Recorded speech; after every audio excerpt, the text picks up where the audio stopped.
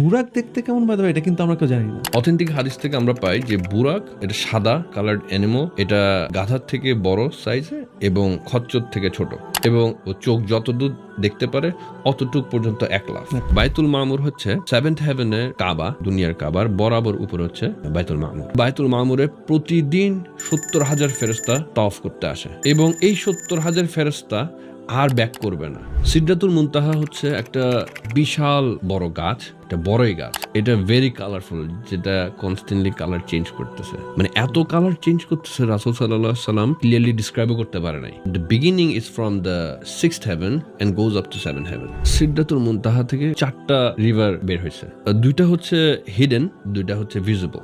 Visible গুলো হচ্ছে আমাদের এই দুনিয়াতে আমরা দেখি, একটা হচ্ছে নাইল রিভার, একটা ফুরাত রিভার, এবং যেটা হিডেন সেটা হচ্ছে জান্নাতে, একটা হচ্ছে কাউসার আর একটা হচ্ছে সালসাবিল। তো এটা